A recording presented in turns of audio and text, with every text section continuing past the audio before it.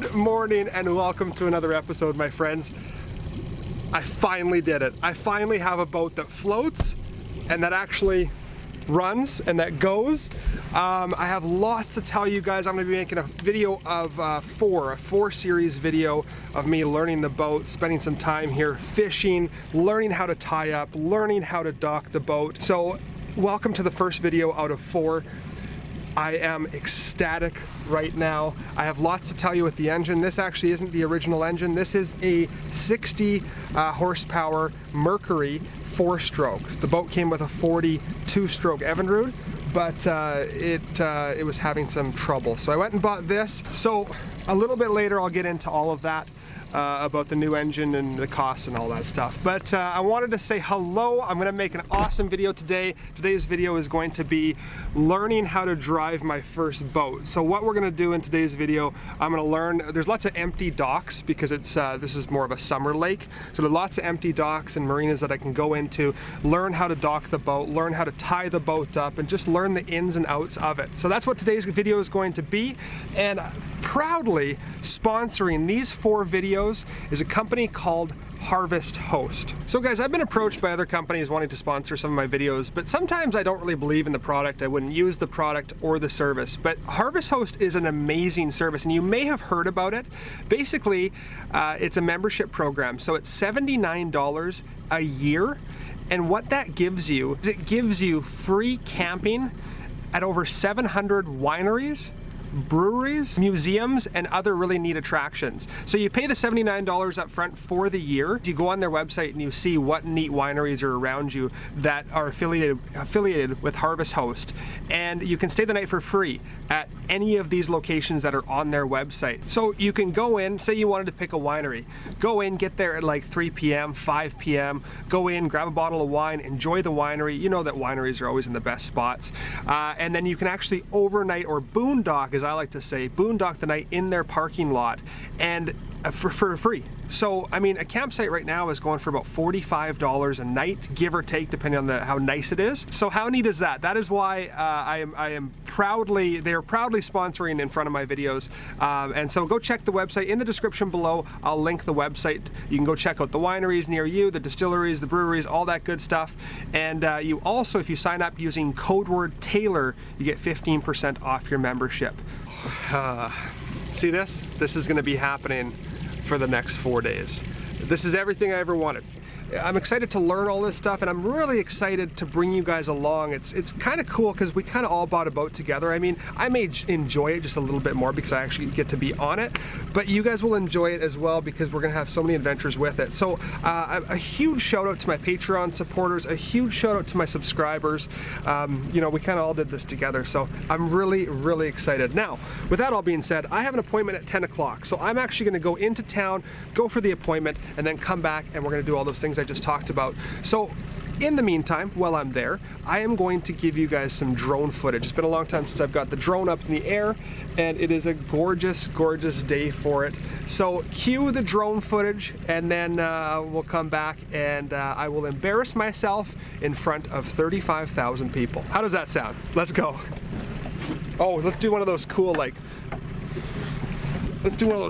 go. Here, one sec. Oh, that's the wrong button. I keep doing that.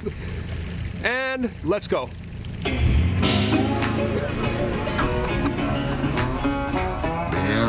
bad boy. I've got a ton of gravel in my shoe, world on my shoulder, a heart full of blues. I'm in the dirt, down in the dirt.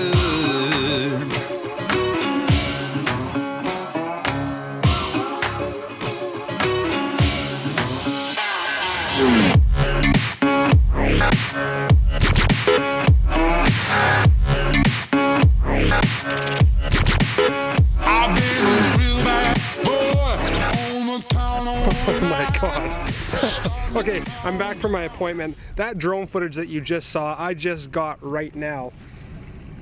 And I had a little bit of panic. Not with the boat or anything, but when I was bringing the drone back to land, I just want to land it here. That's where I took it off. it was sensing this. And so actually wouldn't get close to this area. And I'm like, oh, I'll just turn the sensors off. So I'm fiddling through the thing, trying to figure out where the sensors are, and then low battery comes on. And what happens is it'll just go back to where it took off and land, which was right there.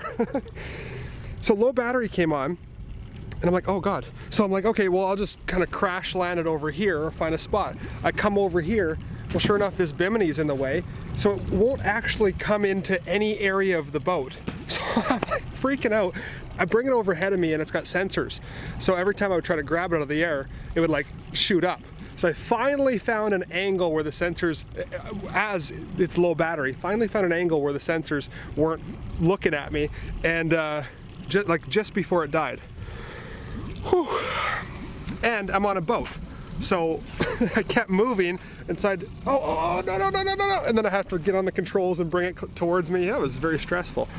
Anyways, guys, went for an appointment, 10 o'clock, taxes, and I got some money back for my taxes, which is awesome. It's always good when you get money back. What I think we're gonna do right now is I really need to practice docking and tying the boat up. So we're gonna head over to a dock that's over there. There's nobody around, there's no one I can crash into because everyone's gone for the winter time, and we're gonna practice some docking. So a couple other things I just wanted to talk to you guys about. So back there, 60 horse. I kind of went over this briefly at the beginning of the video. I basically went to Sherwood Marine and I said, hey, can you fix this motor? And it was a 93, so it was like 26 years old. And they said, yeah, we'll do our best, but no promises. Usually we don't take motors in that are past 20 years. So I went in there with the motor, and they cleaned the carbs out and did some maintenance, and they just said, you know, it's not running great, it's overfueling itself. We don't really want to spend a bunch of time on this so that your bill is more than a newer motor in total. So I want to thank them for that. So then I went and I started making phone calls saying, hey, does anybody have another motor similar to it? And I went to Alpine Marine, and they had a 60 horse 4-stroke. So the 40 was the one that originally that came with this, was a 2-stroke, louder, older. This is a 2000, I think it's a 2003 4-stroke. And if I just bring it back here, you can barely hear it. This 4-stroke's really nice. It's fuel injected. With a 2-stroke, you could really hear it. Like it was yappy. So very happy. Like I said, I spent, I think the actual total bill was $1,500 for this motor. But with this motor, I had to install a whole new control system. So this part was very expensive. That was $500. Yeah, I know. And all the cables running back to that motor. And then that was $1,500, so we're at $2,000. The labor was another $500, so we're at $2,500. And then the service on the older motor, that's basically found out that it was kind of just a trash motor, was another $500. So yeah, $3,000 plus the boat, which was another $1,300. We're looking at a $4,300 boat. I think I did the math correct on that. I knew it going into it that I was going to pay some money. Is this boat worth $4,300? Yeah, it is. And that's not including all the stuff that I got with it. You can see my Humminbird GPS and fish finders right here, and there's lots more, which in the later videos we'll go through everything that the guy gave me, and we can actually look through his old tackle box. The guy gave me this tackle box. It's full of goodies. Same with this. So I feel like I've got a $4,000 boat right now. I could probably sell it for $4,000, clean it up, but then all the other toppings that were added onto it is just a little bit extra. So I'm very happy with the purchase. It worked out great. Of course, I wouldn't want to spend more money if I didn't have to, but now I know that I've got a somewhat reliable motor on the back that will be enjoyed for years to come, and I feel like it'll be enjoyed for as many years to come as I own this boat, and then maybe in a few years, I say that now, but I get excited about boats, sell this and then just slowly keep kind of upgrading and working on the boat as I go, and until I'm in a big old liveaboard. A big old fishing live-aboard boat. How cool would that be? I'm getting excited. I'm getting ahead of myself, but yeah, very excited. That's my little ramble today. I wanted to fill you in on what was going on. Oh, and the kicker. You see the kicker's not on there right now. I have taken the kicker off and I am doing some work on it myself. So I put a picture up on Instagram with me holding the leg of the kicker, and it is going to be my practice motor. These outboards are actually somewhat simple, especially the carbureted ones, when you get to working on them and when you get to learning and YouTubing about them. So that is going to be my practice motor. I can screw up, it doesn't matter, but I think I'm going to get it running. I'm going to change the impeller in it, and I'm going to change gaskets, and I'm going to clean the carbs out, which I've never done before. I'm either going to, once it's running, I'm either going to put it back on the back here, but with this 4-stroke fuel-injected motor, it's really nice just at idle speed, so I could really troll with this all day long if I wanted to. So I might put it on the back of this, or put it on the inflatable that I still have. It's up for sale, but maybe combine it, the inflatable and the outboard, or just sell the outboard and maybe buy another old one and keep working on it. I've really enjoyed working on them. They're a lot of fun because they're I know that I'm rambling, guys. I'm just excited. I got lots to tell you. They're just very simple, and the components are lightweight and small, so you can just take it apart on your kitchen table if you really wanted to. And especially me living in an RV and only having a storage locker to work on it, I can just take it apart right next to all the merchandise and just work on it. Just putter away, order 20 bucks worth of parts and keep puttering away, and just put some labor into it, some sweat equity, isn't that what they call it? So that's what's going on. Now you're filled in, you know what's going on with the boat, you know what's going on with the engines, and we're just heading, we're almost there actually. Just over there is the empty marina. So let's go hit some stuff. Well, hopefully not too hard. I know that when you go into a dock, it's always best to dock on your side, because then you can just take your right hand and put a line to the dock. So I'm going to turn around, and this is quite a simple, I got lots of space on either side, and we'll come in nice and slow, hopefully.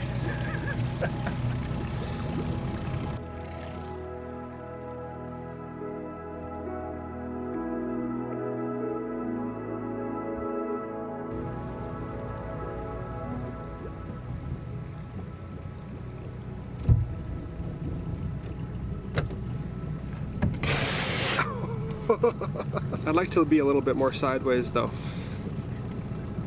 Okay, one more time.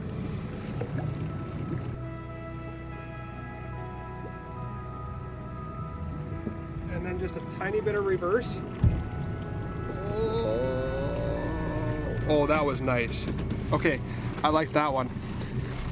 Oh, I should have put my fender out. I got a little fender that hangs off right here. Oh, there's already fenders right there. What am I talking about? Oh, hey, Taylor. Okay, well, I have to park right there then.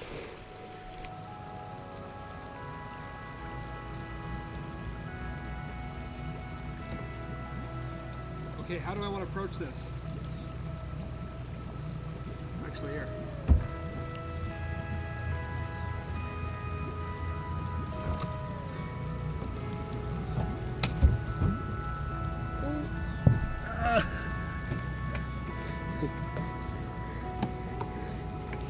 A little bit harder than I wanted to hit it. So yeah, like I'm saying, I'm not awful at it, but I'm definitely not good. I definitely need more practice, but that's why they say buy an old boat so you can make all your mistakes on it, and then when you buy your new boat, it won't have too many dents in it or scratches. Oh, and guys, for these scenarios, I've actually got one of these long fix. The boat came with it. Oh, well, this is easy. Okay, this is cheating. I actually know how to do this. It's quite simple. Wrap it around. Say this is the end that you want to wrap around, and the other end's connected to the boat. Wrap it around once, and then figure eight, and then a locking figure eight. So you take this and you turn it so that this end is underneath, and just the friction of that alone, I mean, that's not going anywhere. But whenever it's something different, like you know, maybe a pillar like this, or you've got to tie onto a railing, I just always resort to going to a straight up standard knot. But I've heard from a lot of people that the bowline knot is the best. So I'm gonna have to learn that. I'm gonna have to, when I'm working, bring like rope with me and practice and practice and practice, because it's neat when you see people who know their knots and they can construct and hold everything with just rope. My buddy Chris is actually like that. So yeah, I learned that, and for now, a double, a triple, quadruple knot will probably do the trick to hold this little boat in place. So guys, after that last scene, I want to apologize. My beautiful girlfriend, which is she's sitting right here. It's actually the next day after that last scene. I was just so excited to see her. I put the camera down and we just hung out that night. We watched a movie, we got a bunch of snacks, I gained some weight, all of that. So she's here now, so basically in the next video, or today's video that I'm shooting right now, she is going to drive the boat right now, but that'll be in the next video. She's gonna learn how to drive it. A lot of comments were like, you better let her drive the boat. When I said that in that video, I was joking, but maybe some of you guys didn't see it as a joke. But yeah, she's gonna drive the boat. I wanna learn how to work my fish finder. I want to learn how my Scotty downriggers work and just show you some more exciting things. So I will see you guys in the next video. Keep living that dream. As always, take care and bye-bye.